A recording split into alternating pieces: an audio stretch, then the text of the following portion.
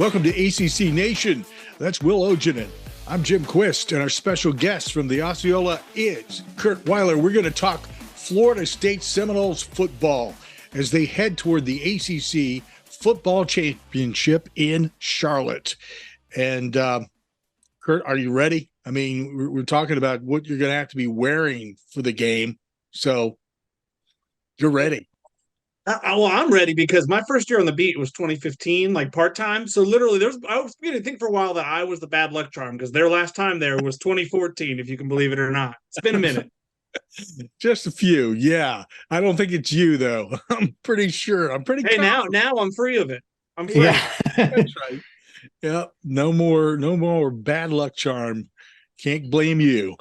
Hey, this has got to be an exciting time for people who have been patient with the Noles in building, because they've gone through all kinds of coaching issues, and and they got to a point, I think, where people just got sort of impatient.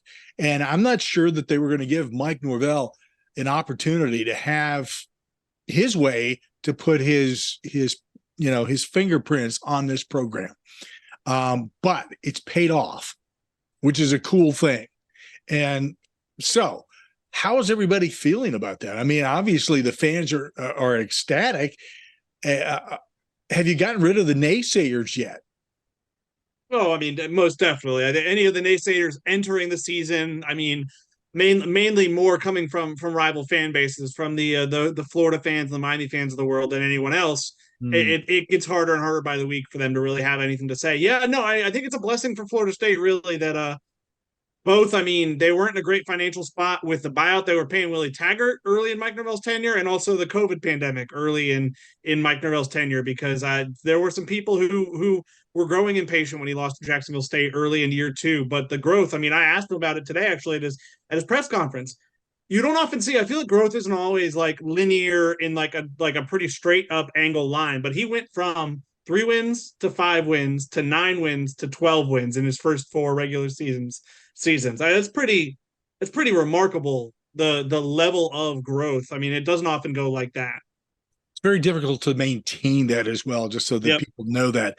But the thing is that when you show that trend, and I'm sure this is helping out enormously with people wanting to say, the transfer portal, hey, we're interested in Florida State. We know who they are now, as if they didn't know before, but they really know now. Recruiting wise, it's got to be huge when you're battling for recruits, especially within the state of Florida, which is a hotbed.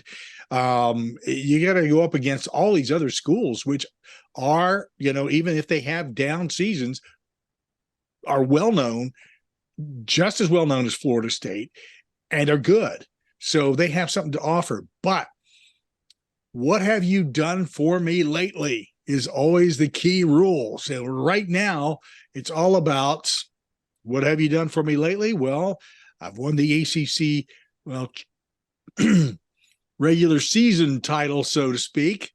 Now it's the championship, and this is a big game. This is going to be interesting, especially with Tate at quarterback. I really want to get into talking about Tate, because I've been watching a lot of video on this guy, and I'm not sure. Talking about naysayers, Curt. Well, I don't know where they're coming up with the nonsense they're slinging about Tate, to be honest with you. But convince me otherwise. So, I mean, a lot of that with Tate, especially within the FSU fan base, comes from the fact that, so he had to play as a true freshman. They actually started him as a true freshman. His start last week was his first start in over 3 years. I think he started the third game of the 2020 season when James Blackman was hurt, and I think Jordan Travis was a little banged up, and so they wanted to give Tate a chance, and it didn't go well. And frankly, the first few times they put him out there, it didn't go well. I think he threw in his career 5 interceptions before he finally threw a touchdown. And since he threw that first touchdown, he's thrown 7 touchdowns and no interceptions. I mean, there was definitely a period of acclimation, and it felt like, I mean, he kind of talked about, I mean, he had to grow in confidence and had to grow in poise. We talked to him last week, and I mean, the poise he had last week was pretty remarkable. I mean, he's not going to have Jordan Travis's playmaking ability. That you're going to miss that. I mean, his ability to kind of Houdini out of the pocket. He's an athlete. I mean, Florida State coaches will tell you that. He has some videos on his TikTok. He's capable of doing kind of a round off backflip. He is definitely an athlete, but he might have a better arm than Jordan in some ways. I think he might. We didn't really see it last week a ton. I think he might throw a better deep ball. I think, and honestly, I mean, it's impressive. I was impressed on the whole. He wasn't perfect Saturday. I think he'd be the first to tell you that, and Mike Gravel said as much. But in a really hostile atmosphere, I thought he made some really big throws in some big moments, and I think even more important than that, avoided the fatal mistake. Yeah, yeah, very key. One of the things I'm noticing, we talk about Tate, is he, and this is key for quarterbacks to be successful with a passing game. He sticks in the pocket. I have never seen anybody that confident stick in the pocket like he does. The other thing people say, well, he's not as mobile. you need to look at this guy stretch, man. When he runs, he may not look the same as Jordan when he runs. But once he gets going, he's got that stretch. He's got that long leg stretch going on, and that's some speed momentum. He's definitely a threat there too.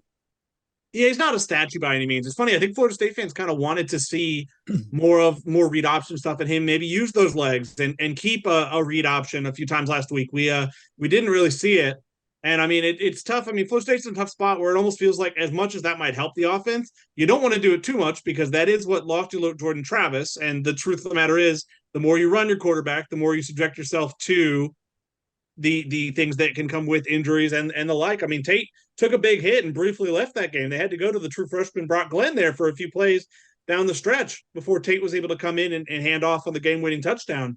But Tate is definitely. I mean, I think a few moments of maybe holding on to the ball a little too long. And I think a few other moments maybe didn't see a receiver fast enough. Some stuff you'd expect from a guy who was making his second career start. But the benefit of how much Florida State on its current 18-game win streak has won a lot of games handily is it's gotten Tate quite a bit of game experience, which I think is what he needed to get a little more comfortable and helped him out immensely last week. And I'm sure will this weekend. And I mean, there'll be some hostility. I imagine that'll be a 50-50 crowd, but it won't be nearly what he just survived. So before we get into the upcoming championship game, I want to just kind of keep on the game against Florida for a second. But what was your favorite offensive play from the first quarter? Oh man.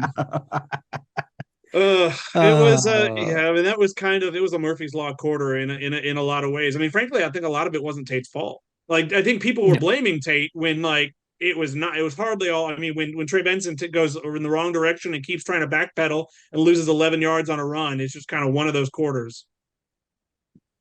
Yeah, and it was just a weird situation. But that's the thing. This team always has had a way of rebounding, and really that fourth quarter, I think, really showed it. Just the way they really took over the game on both ends, but with obviously the run game, Trey Benson 3 touchdowns and just manhandling that offensive line of Florida. And I still think about that play towards the end where Jared Verse blocked the lineman into the quarterback for the sack. It was probably one of the most dominating plays I've seen all season. Yeah, it reminded me of also in the Florida rivalry a few years ago now. I was also there when Derwin James lined up as an edge rusher and pancaked a Florida offensive tackle in the same game. It was like that. I mean, it was an impressive feat of strength. That defense as a whole, really the whole team is a second half team, but the defense, I think they've allowed, I looked it up the other day, I think 72 second half points in total in 12 games. So that's 6 a game. I mean, the adjustments that I think Adam Fuller make and how well the players take to them and really grow into the game has really helped them out when I think a lot of people have counted them out a few times this year with how some first halves have gone. But they just time and time again, they, as Mike Gravel says, they respond. That's one of his sayings. So just kind of looking at the defense first as a whole, do you think they've lived up to expectations this year? Because I feel like sometimes in certain instances they have, but in some ways they haven't. I think definitely. I mean, I think when it starts with you go back and look all the way back in game one, what they did against LSU and what that LSU offense, Jaden Daniels and Malik Neighbors and Brian Thomas have done the rest of the season. I mean, that offense, I'm not sure they've been held below 40 points. I mean, they definitely haven't been held below 35. And Florida State held them to 17 before a garbage time touchdown with true freshmen on the field. So, no, I think they have maybe, I think they're not going to blow you away with their like yards per play allowed type numbers. But and you can make the case they have benefited somewhat from the quarterbacks they played and thrown in a few backup quarterbacks they've faced as well. But they've been the epitome of the bend but don't break, where they play exceptionally well when backed up. They respond very well in tough moments, and it seems like a different guy every week is kind of the guy who makes the play for them. So no, I mean I think this has been a redemptive season for Adam Fuller when people were unsure exactly what to think of him coming into this year. I don't know. Once again, you said something that triggered my head because you were talking about how this defense responds, and then I thought on the other side of the field, from Saturday night when Florida just melted down with all the personal foul penalties, and I think it just shows just this team is actually pretty well disciplined as well. Yeah, and frankly, Florida State lost the Florida game 2 years ago and didn't get the sixth win and didn't go to a bowl because they were the undisciplined team. They had a couple late hits. They muffed a punt in a big situation that proved costly. They were the mistake-prone team that couldn't keep its cool 2 years ago. And for that flip to script, I mean, shows kind of I think where both those programs have gone since then, both Florida State and Florida. Because yeah, I mean, I'm not sure I could keep my cool like the offensive lineman Keandre Jones did, not retaliating after a Florida player spit in my face. I think I might lose it on that one, and I think it would be understandable to lose it on that one. But credit to Keandre Jones. That's discipline. Definitely, Jim. I got the Gator tears going here. That was so pleasurable. Anyway, I want to go back to Tate for a second. There's something else about him that I want to get into a little bit here and get your thoughts on. One of the things that you hear a lot, not only on the college level, but more specifically when you get into the pros, you talk about quarterbacks going through their reads and how quickly they go through them, and whether or not a quarterback is staring down somebody and giving away where the ball's going. Again, all of this video that I've been watching, I don't see that. I see him go through his reads very quickly, which is very surprising and is a heck of a talent. Now, what are your thoughts on his ability to read a defense and to go through all those different offensive options? Yeah, I agree with you. I think there are times where he sees the first read work and throws a nice ball. There were quite a few of those, I thought, a Saturday. And there are times where I think he reads it. I mean, we get to watch a lot of practice. And I think we saw last week, he wasn't mistakeless. He made mistakes. I think he had interceptions kind of early in both the practices last week. But by the end of the practice, I mean, he both days really was in command and was reading the offense well and going through the progression, like you said, and spreading the ball around. I mean, it certainly helps him all the weapons he has to work with. I mean, that would make any quarterback, even one who was only making his second career start, a lot more comfortable. And I mean, obviously that'll be the case again this weekend. It's unfortunate what happened to Jordan Travis, but Florida State has been lucky injury-wise. I mean, they've had some guys miss little bits of time, but Jordan's the first kind of season-ending guy to a guy they were really going to count on that they've had to deal with. Yeah, that's this season has been horrible when it comes down to injuries and taking people out of games. Important role players like Jordan Travis so that's it for him for the season, and period, right? That's all. I mean, there's no chance of coming back on. No, the good news is I don't think it's not going to be like an ACL length recovery. It'll be a shorter recovery than that. But I mean, he put out in his statement his Florida State career is over. I think he tweeted tonight actually that his recovery is starting tomorrow. Yeah. So Well, wish him the best on that. I hate to see him go, especially like that. Always like to see a player maybe have an opportunity to come back for one more year and kind of redeem that, or whatever. You hate it. Life sucks sometimes, man. That's like basically that's the column I wrote the night of his injury. Was like it is brutal for anyone's career to end that way, or like collegiate career, not playing career, Right. but especially someone like him who has had the ridiculous transformation he has. Exactly. And he won't be forgotten, that's for sure. I think fans will always cherish, what he accomplished while he was there. And I think he should too. So Come on, and he might. I mean, y'all might know better than me. I'm not actually a voter, but he could very well be the ACC player of the year. He might still get the offensive player of the year honor this week. yeah, it could be. I'll just say that could be. From the standpoint of the offense, I've been hearing a lot of talk about the type of offense that one team plays as opposed to the other.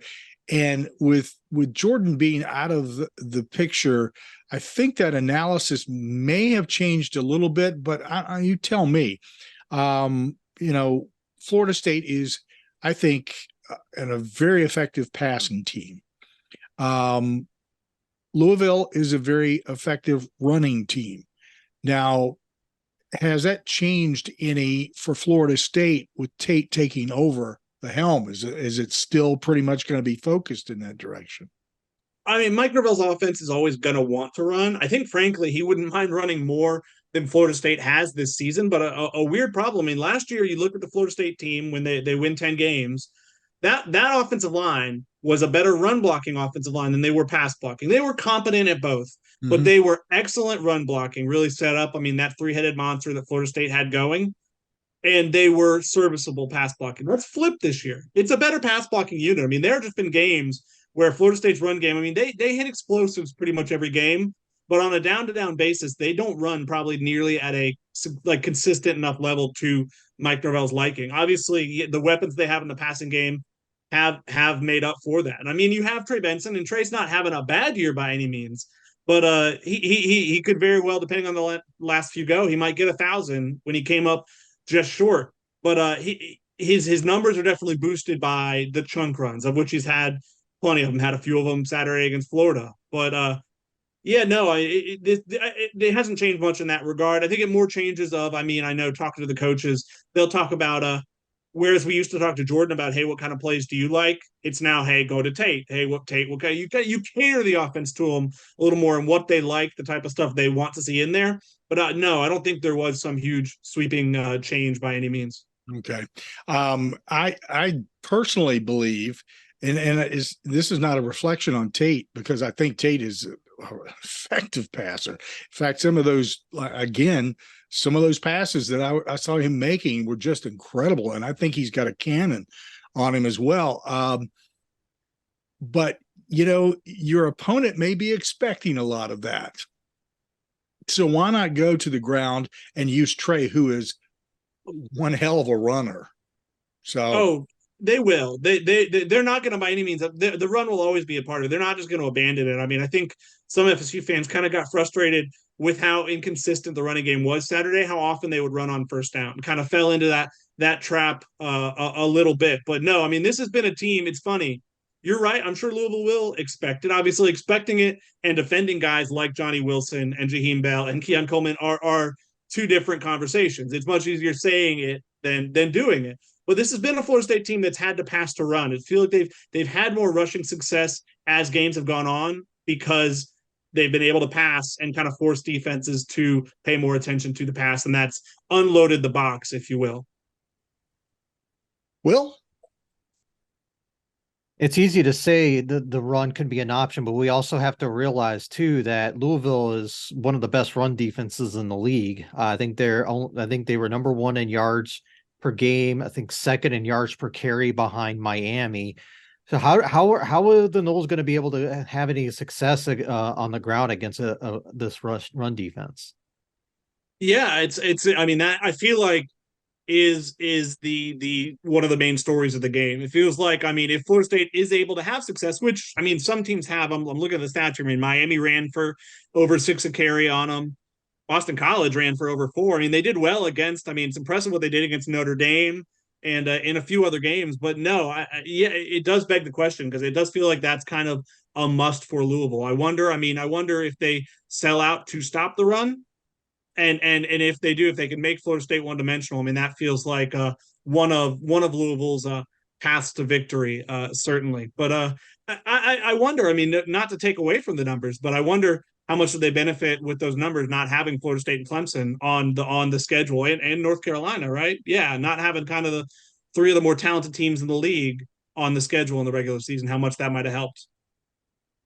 Yeah, definitely. And I love the defense, both of these teams' defensive lines, especially both of them have, players that can easily, sack the quarterback. We talk about Jared Verse for the Knowles, Ashton Gelati for Louisville. So I think it just feels to me like this is a very classic win the trenches, win the game type of game. I think that's quite possible for sure. I mean, if Louisville can make Tate uncomfortable, I don't really feel like he got too uncomfortable Saturday. He got hit a few times, but I never felt like he was truly rattled. And if Louisville can accomplish that this weekend, it would go a long way for them certainly, and they may have the front to do it for sure. Jim, you want to take it over? What exactly do you think is going to be the biggest thing that Florida State has to deal with when it comes down to Louisville's offense?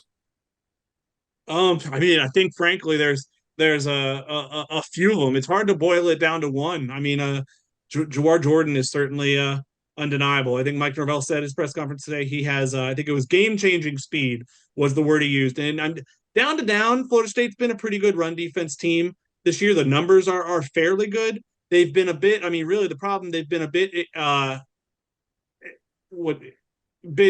vulnerable to bigger chunk plays. They on a down to down basis stop pretty well. Every once in a while they give up a chunk run, which is obviously could be a major problem here. But then I mean you can't ignore the Jamari Thrash of it all either. And I mean what that passing offense can do with so many guys. I mean they have benefited from playing a lot of backups, playing a lot of quarterbacks who don't have a ton of experience. And this weekend they got a guy who's a sixth-year senior who is very experienced. And so I mean it will probably be a little harder to rattle him than some of maybe the other guys. It felt like they rattled Max Brown last week in the Florida game as that win. That'll probably be harder this week. So I mean, it's an offense like Florida State. It's an offense that can beat you in multiple ways.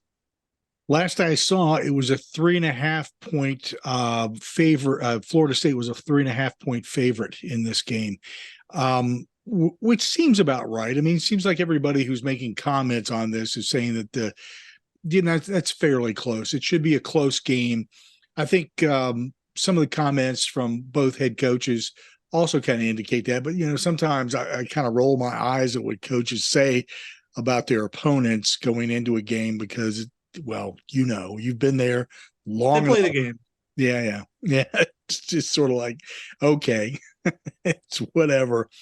And the betting seems to be heavier on the Louisville side, which doesn't surprise me one bit. It's come down, yeah, because I think it opened at like 6.5, right? That's the thing is like I think the line's not terrible, but it's come down quite a few points. Which like I'm not gonna sit here and say there were. I mean, there was always gonna be a drop off from Jordan Travis to Tate Rodemaker, and I think you saw some of that on Saturday. But it's not like Louisville's coming in riding high. I mean, they just lost at home to their rival, so that's what's interesting. But yeah, in a way, maybe that's a motivator. I mean, that may not be what Florida State, the Louisville team, kind of their mentality of that Louisville team that Florida State wants coming into that game. I was going to ask you that at some point, and I guess I might as well get to it right now. Watching that loss to that rival, that is a knife that runs deep in Louisville fans. They absolutely hate that. So that's a motivating factor in a big way. And I don't think Coach Brohm is going to let that one go by any stretch of the imagination. That makes things a little bit more dangerous. What do you anticipate? What do you see? I mean, what do you feel might be the result of that loss to Kentucky from the standpoint of Louisville? How do you feel like they're going to be coming in hot? Yeah, it's a good. I mean, maybe it's entirely possible. But I mean, the thing is, you want to use that as a motivator all week, but you also don't want the team. I mean, you don't want them coming in too hot, where like, too hot can be a bad thing. Can be like Florida looked on Saturday, look undisciplined, making mistakes, things like that. So it's interesting. I mean, I wonder how the game starts. Florida State, for being 12-0 for all its strength, hasn't been the best starting team this season. They've been in some holes. So yeah, it'll be interesting how the opening plays out. It feels like it could be quite the scene setter for what's to come. I would say that in a lot of these instances that whoever comes out in the first two quarters and scores the most points is probably going to carry that into the second half. But watching both of these teams all year long, I know that can quickly reverse. So I think it's a toss up. I just have a pretty good feel. It's going to be a fun game to watch. And hope you don't freeze while you're there. Oh no, I'm sure I'll be sitting in the press box, thankfully. Yeah, it won't be that cold. It'll be colder than normal than Florida, but nonetheless. Will? So one last thing for me, and it's, we've already seen people trying to put it out there that FSU shouldn't be in the playoff regardless of what happens, which just seems ridiculous because you got how many, we only have currently 4 undefeated Power 5 teams left, and who knows, you may could lose more, but just tell me what your thoughts on all that is. It feels like we're trying to prop something up that doesn't really need to be propped up. Yeah, it's funny for all the people who I see, frankly, a lot of people who seem to have SEC ties, who talk about should this Florida State team really be in. I feel like I see all the people who would know, who talk to the people who are on that committee and things like that, like people like Nicole Auerbach, and there are plenty others, say if Florida State wins all 13, they're going to be in. Like the thing is, to me, I understand the optics, and I understand the eye test of it all and all that. And obviously, Florida State's not going to be the same team with Tate Rodemaker as they were with Jordan Travis. But what precedent does it set to say, well, I don't think Florida State's going to be able to give Georgia a game, and maybe Texas will. So we're just, why play the games if we're just going to ignore the results of the games and go with what we feel when there is very objective wins and losses? Why resort to subjective? It just it's crazy to me. And who knows, is a world absolutely where Florida State loses this weekend and it takes care of itself and they end up in probably the Peach or the Cotton Bowl, and it would still be a great season, and it would obviously be a little disappointing coming so close. But no, I mean, if they win all 13, they deserve the chance. And it may not go well for them. And you know what? If that happens, that's what Florida State wanted. But, like, they deserve the chance. Because, like, the 2014 Ohio State of it all looms large. And no, I don't think they're going to go beat Louisville 59-0 or whatever, like Cardale Jones and them beat Wisconsin in 2014 when the Ohio State was down to their third-string quarterback and won the title. But they deserve the chance. I mean, what message does it send to everyone else on that team? And I mean, it's unfortunate this is last year, the 4-year, because this will be a heck of a year for a 12-year playoff. Really, like this has been. I mean, the furthest into the season I feel like by far now that we've had 4 undefeated Power 5 teams, and so I mean, it's tough. There's some other results that could help out too. I mean, there's a world where Florida State's not even the 4, where they end up the 3 if Oregon wins or something like that. We'll see, but I don't know. I'm almost not entertaining the possibility of 13-0 Florida State getting left out, because I don't want to have to write that column and deal with, scorched earth Mike Norvell. It would not be a fun time. Scorched also earth. Awkward Right. when you got Boo Corrigan as head of the selection For committee, sure. and he'd leave him out. For sure. I'm curious what he says tomorrow night. I'm curious. I mean, does Florida State kind of struggling with Florida come up? Or is that the only one that comes up? Or do we bring up, Alabama should have lost to Auburn. Washington is a much bigger favorite, almost lost at home to Washington State. Like, that's I'm very interested to hear what Boo Corrigan says tomorrow night. Yeah, let me just insert something here for a second. I've been hearing this, and you've been covering Florida State for quite a few years, so you've been hearing it too. And sometimes we believe this ourselves as people who cover the conference. A lot of propaganda that downplays the ACC. It comes out of places like Paul Feinbaum's mouth, which is useless garbage most of the time. That's my opinion. And a lot of other people, and you see the same attitude out of a lot of people who follow the Big Ten. They talk down other conferences. Well, the ACC tends to catch a lot of that grief. Now, some of it, okay, it is within reason. But I think this season, with no divisions, has certainly shown not only those of us who follow and cover the Atlantic Coast Conference, but people outside of that. And it's going to take more than one season for this to really start to catch hold. But there's far more talent in this conference than people give us credit for. The fact that, I was going down all of the teams that all the top 25 teams that had struggles. Georgia, number one, just getting by Georgia Tech. Okay. I mean, that's insane. And I mean, I know it's a rivalry game, but come on. I mean, that's one of those things. Alabama, just by this, the hair on their chinny chin. Yeah. Yeah. I mean, a muff punt and a 4th and 31 conversion. Yeah.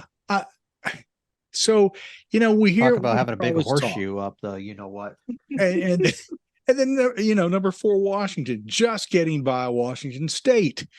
I mean, I can go down this long list here. The top 25, and everybody will go, well, hey, it's, end of the year, rivalry games and all that, et cetera, et cetera. Yeah, sure. But some of these games are way, way too close. And a lot of these are ACC teams that are performing really well. So let's not be talking down ACC teams over any stretch of the imagination. I look at the top 5 teams in the Atlantic Coast Conference, and it's amazing. It's been amazing this year. Well, they have the most bowl bids, bowl eligible teams of any Power 5 conference, right? I mean, I think where it comes from is Florida State's this year carrying the load of being the true playoff contenders. And most conferences have at least 2. And I mean, Louisville, I guess, was there in theory last week. I'm not sure. It seems clear the right things weren't going to happen for that to happen, even if Louisville had one out. Right. But no, I mean, I think when you look at, I think the middle of the conference is much better than maybe any of the other Power 5s. I mean, I think you can put the Big 12 in there, but I think I would take the middle of the ACC over the middle of the SEC, or definitely over the middle of the Big 10. And I think, I mean, maybe even the Pac-12 as well, though they're having their best year in a while. So, yeah, I think it comes from the top heaviness of it. But I mean, Florida State did itself a favor with how it's scheduled. I mean, those things happen so far in advance, but getting LSU on there, obviously they're always going to have Florida on there. I mean, having the 8-0 ACC record and also 2 SEC wins, I think is what really, above all else, is going to keep them in if they're 13-0, despite what some people are trying to say. Yeah. And it comes right back down to the propaganda aspect of the SEC is the football conference. Well, I think that's come and gone. Alabama's not riding up there any longer. So, they were carrying the weight. Georgia's carrying the weight, but just barely. I mean, we could go on and on here, but I think there's a lot more parity in college football overall than there ever has been, which is a great thing. And I like to see it. I love the fact that the ACC went to this no division setup because it has made for a much more exciting season. So, as you know, Kurt, every time you come on here, I have to get up on my pedestal at least once this entire thing. So anyway, Good stuff. You got a projection on what you think the final score is going to be? Let's put you out on the ledge here for a second and see how far you're willing to step off. I haven't had to do that yet for our keys and predictions story. Subject to change. I'm gonna say 30-27 Florida State. I think it's close. I think it comes down to plays, but I've seen this team be too resilient and come through in those moments enough where I just think they find a way to do it again. Yeah. Nothing against Louisville, which I think is a very good team and could absolutely win this game. How far do they go? How far will the Noles go? I think they lose in the semifinals with Tate Rodemaker, especially. I mean, if they end up the 4 and if they end up with matchup with Georgia, it's a toughie. It's not saying they can't win, but I think Action Network I saw today has them as like an 11.5 point underdog in that game, which actually with their backup quarterback's not bad when you think about it. But I think that in and of itself, especially given the last 2 weeks and what they would have done with a backup quarterback after Jordan went down, would be it'd be a major milestone for Mike Norvell, even if that's as far as it went. Interesting. Will, got anything else you want to throw in there? Because there's a lot. No, you took the last thing I was gonna do. was do the score prediction. So I don't know. Did we compare notes tonight? Well, I feel like we had a lot of the same things. Yeah. But we didn't get the memo to Kurt, so yeah, I wasn't prepped. Yeah, well, that's our producer's fault. So I'll have to fire him immediately after after the show. All right. Oh, hey, Kurt, thank you so much for coming on, and I hope you enjoy the game because it's always a fun experience in Charlotte. Great venue, good people who put on everything there. I know you'll enjoy it, and best of luck to Florida State. Hope you do well. Appreciate it, guys. All right, Kurt Weiler of the Osceola. Make sure you check him out. Follow him on Twitter, and he's on Blue Sky as well, among other things. So follow the Osceola for all the information about what's going on with Florida State Seminoles and a lot more. It's all right there. Thank you, Kurt, for joining us.